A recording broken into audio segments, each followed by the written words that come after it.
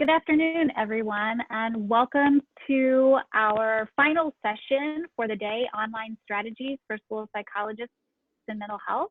We appreciate you being here today, and I want to start off with a big shout out and huge thank you to eLuma and their team for working with us on putting together the sessions that we've offered today. It's been an incredible day of learning, and I really appreciate their support in being able to offer this for you. We are hosting, as Illinois Digital Educators Alliance, virtual sessions throughout the week on a daily basis. And last week we had a special education teacher reach out to us and share their frustration that their needs weren't being met with the resources that were being put out. So we worked with Dr. Kevin Rubenstein from Illinois. He is Director of Special Education, and he put us in contact with the eLuma team. And within a week, the eLuma staff put together these incredible sessions. So we very much thank you for your support. And I am very excited today, in particular for this session, because I was a former school counselor and find it a very unique situation to be meeting the needs of students through this way on an online platform. So with that, I would like to introduce our presenter today, Pola Morrison. Pola is a school psychologist for eLuma. She was born and raised in the San Fernando Valley in Southern California. She's been a school psychologist for 20 years, serving districts in California, Utah, and Georgia, as well as serving as an accessibility service director in higher education. Her experiences providing support services from early childhood to adulthood have enabled her to grasp a longitudinal view of how special education services support an individual throughout their academic career. Despite these valuable experiences, nothing compares to the lessons she's learned as the parent of a child with special needs. It is her passion to help innovate and collaborate so that collectively we can all find the right solutions for our changing world. So with that, Pola, I'm going to turn it over to you and look forward to hearing from you. Hello, good afternoon. Thank you, everyone. And thank you for attending today's session on online strategies for school psychs and mental health. As we mentioned earlier, a changing world is exactly what's happening right now. And so these are the topics that we like to go over today. The first being the tips for practice, especially in school psychology and mental health. Some resources that are out there if you will be doing some assessment, and then resources for school-based counseling. Overall, we've got this. You know your field, you know how you like to work, and you know the tools that are available to you. I just wanted to add some additional resources out there and how you can use those in your current practice. So earlier today, if you've listened to the previous webinars, we've gone over some video conferencing, but some key factors to think about, especially in mental health and school-based counseling, is the confidentiality requirements that we need to meet. And so when you're using an online platform, maybe you're using Teams or Zoom, you want to make sure that your provider, your IT provider, has all the right requirements met, that the security is in there, and that you only need to worry about who is coming into your classroom or into your Zoom meeting. So as the host, as the practitioner, it's up to you to make sure that you only let the right people into your classroom or into your meeting. The environment is also key. You want to make sure that you have not only the right environment where you are at, but for the clients that you're reaching out to. For example, the student that you may be reaching out to needs to be in the right location. You want to make sure where that location is at. You want to make sure that they have some secondary way of reaching you in case the internet goes out, or if they didn't hear something, how are they going to reach you? And then attendees is also key. When you log in and you have your students also logging in, you want to make sure who else is there. Is mom or dad there, or is there a caregiver there, or a guardian, in case you need to reach out for some help or ask additional questions. and then location where you are meeting. And these are the parameters you do set. And so some locations, especially if you're going through counseling or school-based issues, you want to make sure that they're maybe not in a secluded area somewhere far away in the home, that somewhere in a location that not only they have privacy, but that there's someone nearby that you can ask them to go call. And then the resources and that you want to take a look at is one of them, of course, you may be already familiar with, is the NASP online bank, especially for the COVID-19. They have several handouts for parents, practitioner guidelines, and things to think about as far as confidentiality. Pearson has also started initiating some daily blogs about telepracticing and things to look at as far as changing the way you provide those services. LinkedIn has a great short class on online teaching, and now that we're going into this telepractice mode for many people, you really do have to kind of change your lens on how you're providing those services. In a sense, you are teaching virtually those skills that you might have done one-on-one or face-to-face. And perhaps one of our greatest resources is on our own eLuma website, where we have a series of videos that are already uploaded, not only for each area that we've gone through in today's webinar, but just overall how to set up your camera, how to set up the lighting and make sure that you have the right seating available. We've talked about this earlier today in the other previous webinars, but these are also available on our eLuma website. And practice. You know, we can tell you all the things that you need to have in place. We can talk about the tools and the lighting and the setting, but ultimately you really do just need to practice. You need to call that niece or nephew or grandchild or whoever you have somewhere else and say, hey, I want to run through some things, and practice using your platform, practice sharing your screens. Take a look at how that direct lighting is on you, whether it's indirect or direct. You want it to be more reflective. Otherwise, if you have glasses like I do, you're going to have these big spotlights. Also, the audio, trying different headsets. Some may be more or less comfortable working with the different earpieces. These we can talk about, but until you actually are doing them online, you'll kind of figure out what works best for you. And then always have all your materials up on your desktop. The younger children, you really need to be able to kind of switch gears as their attention kind of wanes, and so having those extra little apps we talked about earlier in some previous webinars, things that are games or coloring apps or visual schedules, have them already open. So if you need to switch gears and switch your screens and show them something to kind of keep their attention, it's right there available for you. When we're talking about apps, you also do need to make sure you check the federal guidelines about which apps are going to protect the privacy of your students, because you don't want to refer them to an app and then not have them be aware of the privacy issues. So I do have hyperlinks onto this slide. So when you do receive copies of them, you'll have those links as well. So for assessment, now, each state has their own office of how they're going to move forward with assessment. So, for example, the California Department of Education just released, their formula, or what they're requiring as far as assessment and the prior written notices. Georgia is also doing that as well. But there are some areas that you can look at, and I did mention the Pearson Corporation. They are providing online webinars or training videos on how to use specific tools. They are also allowing for some free assets, the digital assets on the Q Global. And some of those are highly valuable, especially when you're looking at screen sharing. Now, if you currently use the Q Interactive and are using the Wechsler scales with the iPads, they have a deep dive on how to integrate that iPad into your screen sharing, what they feel is going to work for you. They also have some assets such as the Kaufman, the KTEA's testing templates are up.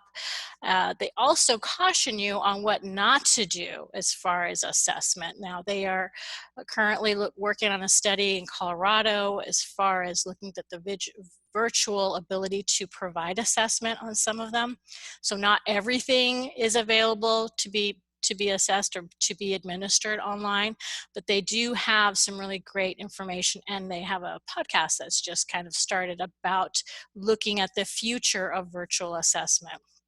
The eLuma website that I referenced earlier also shows you how you can mirror some of those iPads to their screen sharing. Again, only utilize what has been approved by the publisher to be administered virtually. By no means am I saying to take screenshots or pictures of visual stimuli books. That's not okay. It's only what's been already approved. Training available, again, as far as administering virtually, is on the Pearson. And then you do need to set a schedule. There's a learning curve, as you would expect with anything. So I just kind of myself went online and tried to do a section of one of the KTEAs with a 4-year-old, and that was, it took longer than I thought, especially if you're new to the virtual world. And you do have to kind of think about how you're going to get responses when they want to point, and they don't have a document camera. Traditionally, we use a document camera on the school site and have an assistant.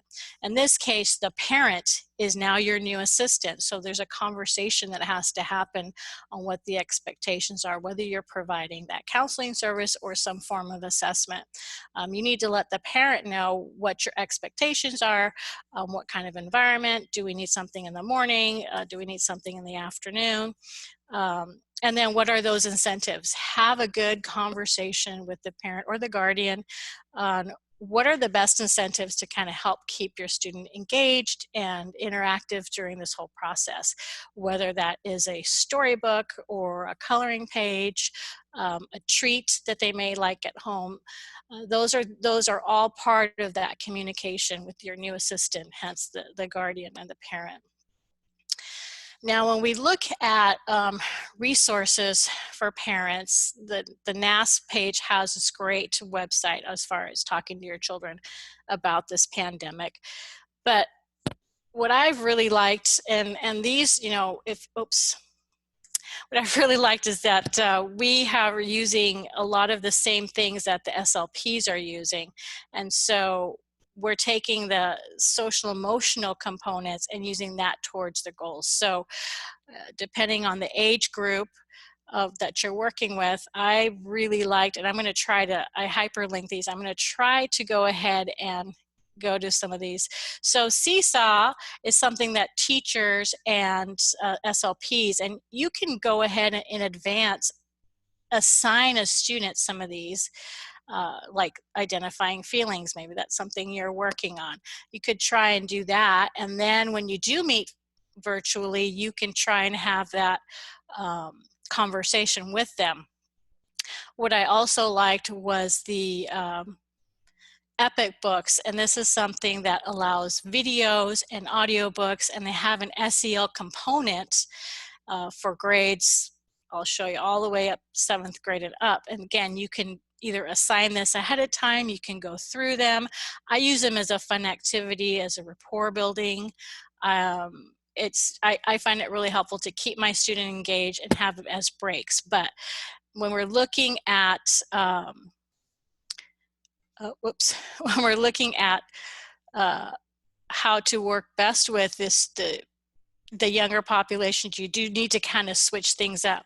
Pearson is also providing the social skills inventory, the manual, and the instruction, the classroom manual, and that will give you lots of great activities on what you can build and work with your students at home.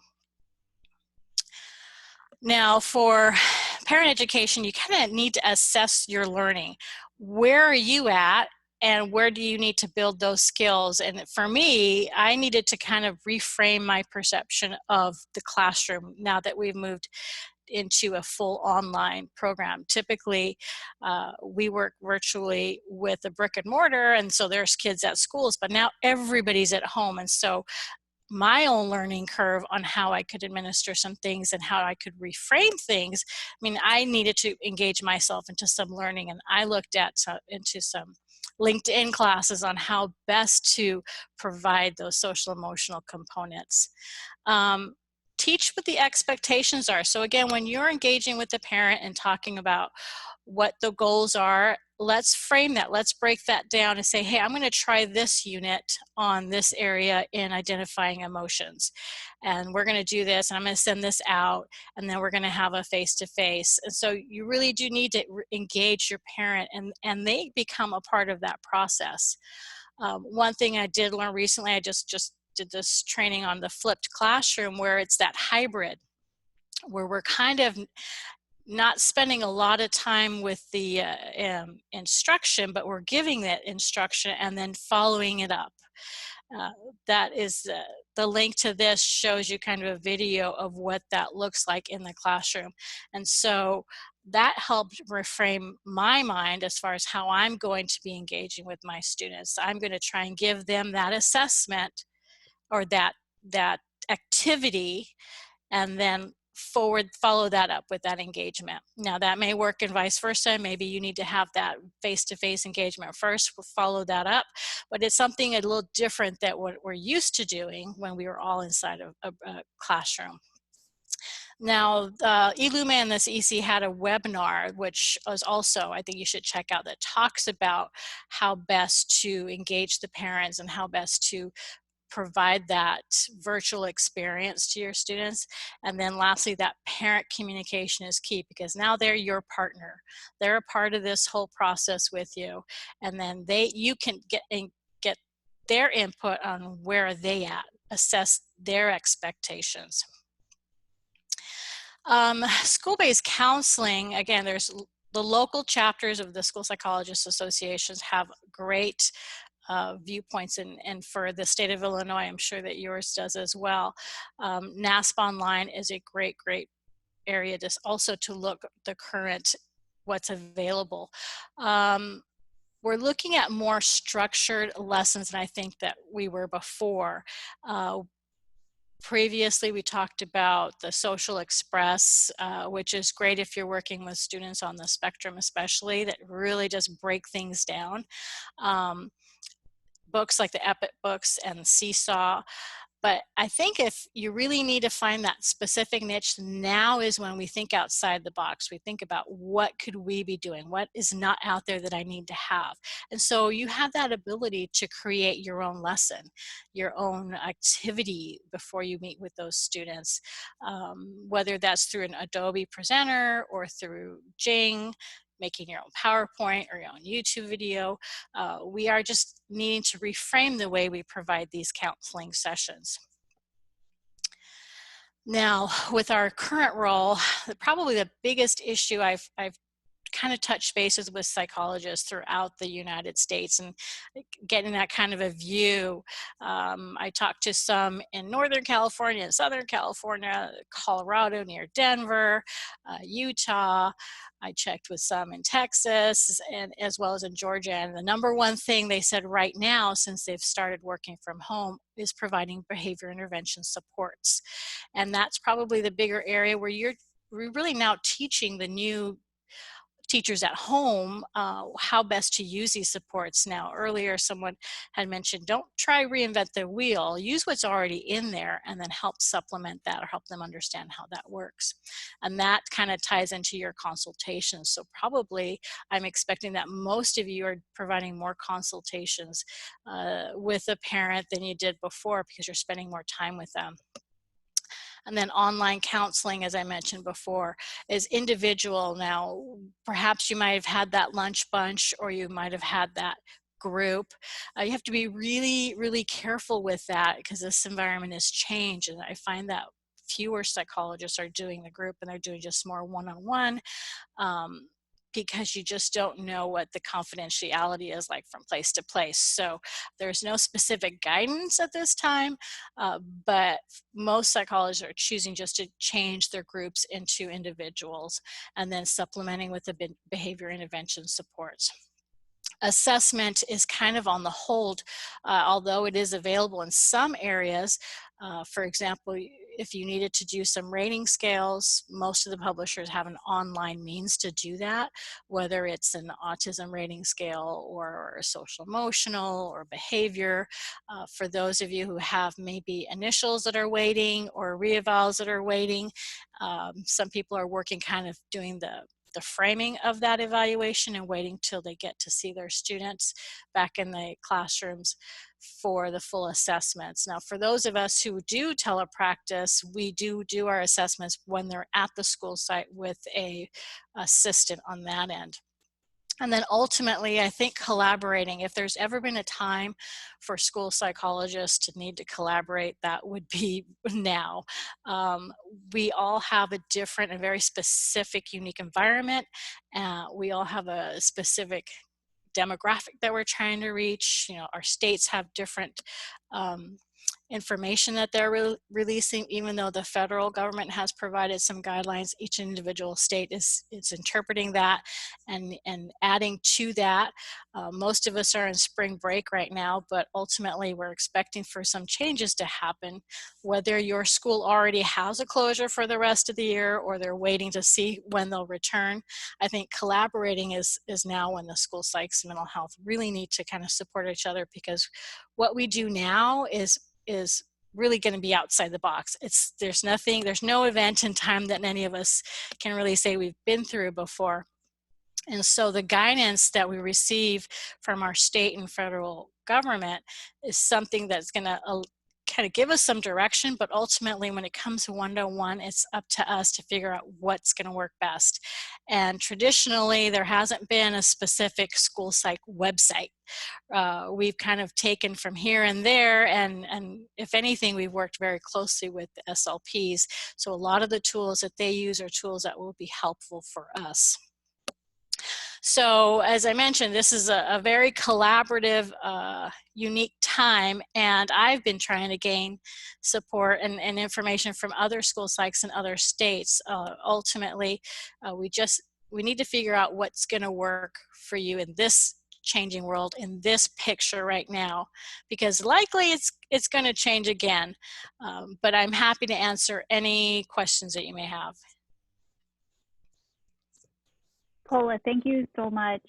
Great information, and just incredible the work that you're doing. We really appreciate your expertise. We do have a question from April. She's asking if intervention is evidence-based.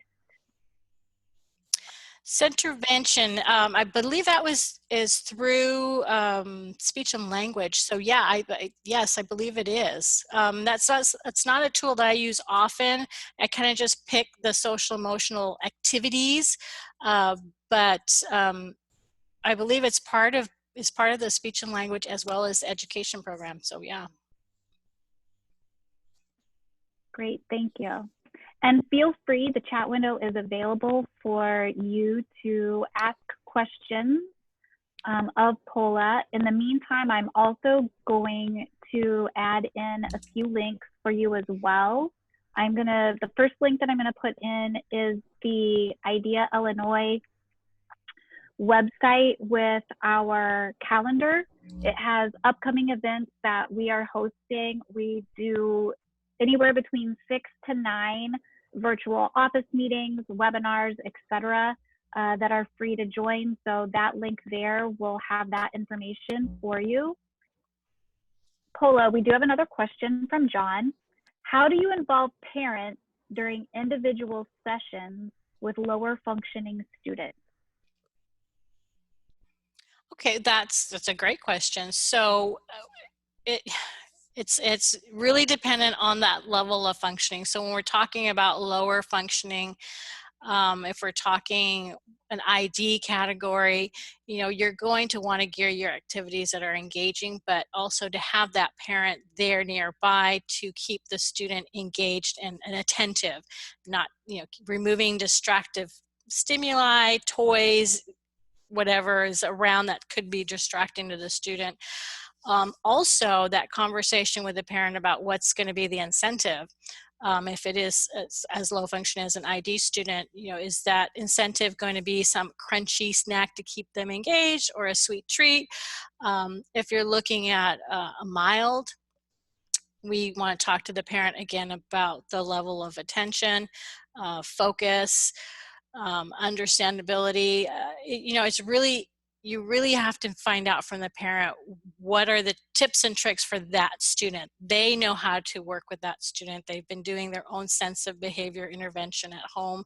And so when you look at your goal, whatever that IEP goal for counseling is, you want to include that parent and say, here's my plan. We're going to try this story here on, I don't know, I'm kind of make something. I'm just like this story on empathy. And then we're going to do an activity sheet after that. So I'm going to send that parent the activity sheet, and I may choose to do the storybook first, or I may choose to kind of do the activity sheet and the storybook as a follow-up. It really just depends on that individual student. And so you would get that feedback from that parent on what's going to work best. But ultimately that parent's going to be your assistant in helping the student be engaged. Thank you, Pola.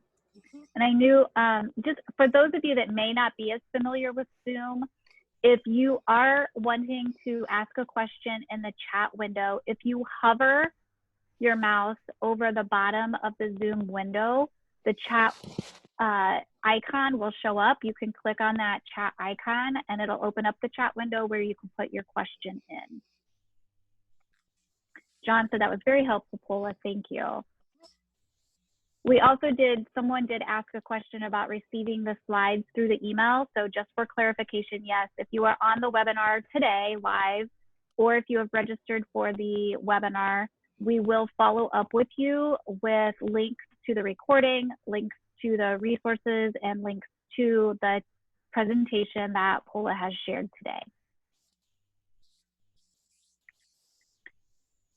Are there any other questions? If so, again, please feel free to put them in the chat window. Galen is asking, in my district, we were suggested to create Google Classroom for our caseload and assign things there. My principal asked that I add her and the assistant principal on my Google Classroom as teachers. I'm concerned about the confidentiality here, both with having multiple IEP students in the group, as well as with having students feel free to share if the principal and assistant principal are teachers on there as well. Okay, so I guess I just need a little bit of clarity. So it's not uncommon for the administrators to be aware of who has an IEP. So their access to that information should not violate confidentiality. But for students to all be in the same classroom and they have knowledge of each other would. And so if your students have the ability to see each other on that Google Classroom or have access to each other, that wouldn't. And I would probably create those individually or find some way to not have them interact. So we use a Zoom platform and it's individual one-on-one. And so in a Google Classroom, you'd have to individualize it in one way. Thank you, Pola. Dawn is asking if she uses Google Meet to have sessions with students. No one else from the school is present. Is this appropriate for confidentiality? So Google Meet, as long as it meets the security criteria, you know, you do want to ensure HIPAA and FERPA compliance. As long as the settings are there in that no one can jump into your Meet, because you don't want to be, you know, have a surprise visitor into your Google Meet. And that's kind of the way we practice. It's just that individual, that student. and the practitioner. What you do want to make sure is that there is another adult present in the home, like there's a guardian, babysitter, or someone else available in the home that you could ask them to go get if in case you needed them to. So typically in our sessions, one-on-one, an administrator, a teacher is not a part of that session. They are individualized school-based counseling sessions. I hope I understood that question right. Yes, I believe that that you did answer what she was asking. Thank you.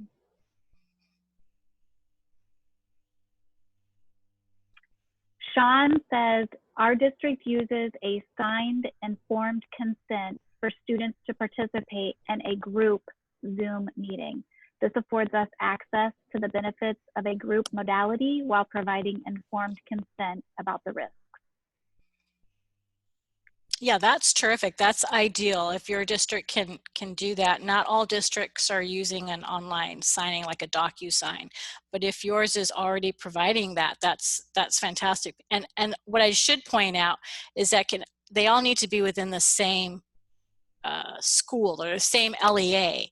Some practitioners have different contractors, and they may have a contractor with XYZ LEA and then another one with LMN LEA. You can't intermingle those. So those consents are only for that LEA. So just to make sure that you're not thinking it's a broad, it's that consent for group is only for that specific LEA. Thank you for that clarification, Pola. Mm-hmm.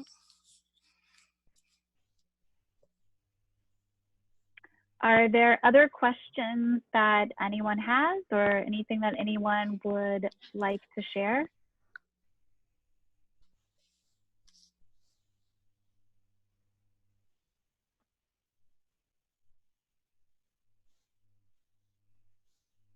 All right. Well, Pola, thank you again so much for your time and the opportunity to connect and learn from you today. It's been incredible, and everybody's starting to share their thanks for the resources and information that you have provided. So a huge thank you to you and to the entire eLuma team. I really can't say enough thank yous at this point in time for what you've all put together and your willingness to share and support Illinois educators. So we very, very much thank you for that. And if there aren't any other questions, it's been a really exciting and very fast day, I have to say. To the rest of the eLuma team who's been on, George and Dennis and Ariel's Facebook Living this, we really appreciate the time today. It's been great. And I wish everyone a wonderful weekend ahead and continued success during this e-learning climate that we are in, and stay safe and healthy. Thank you. Have a great weekend, everyone. Have a great one. Bye, everybody. Bye-bye.